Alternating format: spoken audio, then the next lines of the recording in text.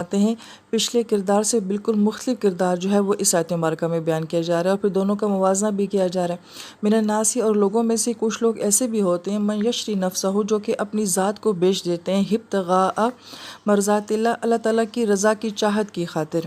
واللہ رؤوف بالعباد، اللہ تعالیٰ اپنے بندوں کے اوپر بہت مہربان ہے۔ قرآن پاک میں یہ لفظ یشری جو ہے یہ بہت دفعہ آتا ہے، خریدنے اور بیچنے کا کانسیپٹ قرآن بار بار دیتا ہے۔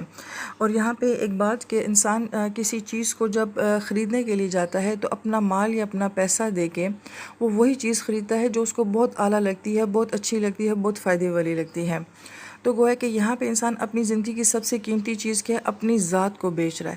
تو اپنی ذات کو بیچ کے وہ اس سے زیادہ اور کیا قیمتی حاصل کرنا چاہتا ہے؟ تو وہ مرضات اللہ ہے۔ ابتغاء جو ہے مبالغے کا صیغہ ہے کہ کچھ لوگ ایسے ہوتے ہیں انہیں انتہا درجے کا شوق ہوتا ہے، مرضات اللہ، اور مرضات جو یہ مصدر ہے، مصدر کے اندر وسعت ہوتی ہے کہ انہیں انتہا درجے کا شوق ہوتا ہے کہ وہ اپنی انتہا پہ جا کے اپنا سب کچھ لگا کے جو ہے صرف اللہ تعالیٰ کی رضا کو حاصل کر لیں۔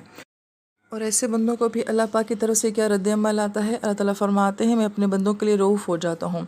اور رؤوف کا معنی کیا ہوتا ہے؟ یہ رافت ان سے ہے کہ بعض اوقات ہم کسی ایسی کیفیت اور جذبات سے گزر رہے ہوتے ہیں کہ ہم سامنے والے کو کہتے ہیں کہ آپ نہیں جانتے کہ میرے دل کے اوپر کیا گزر رہی ہے، آپ میری کیفیات کو محسوس نہیں کر سکتے۔ رافہ کے اندر یہ تاثر ہوتا ہے کہ کسی کا آپ کے دکھ کو ویسے محسوس کرنا، آپ کے جذبات کو ویسے محسوس کرنا جیسے کہ آپ خود محسوس کر رہے ہوں۔ تو اللہ تعالیٰ فرماتے ہیں کہ میں اپنے بندوں کے جذبات کو اور ان کی کیفیات کو بہت اچھی طریقے سے جانتا ہوں۔ پھر آیت نمبر 208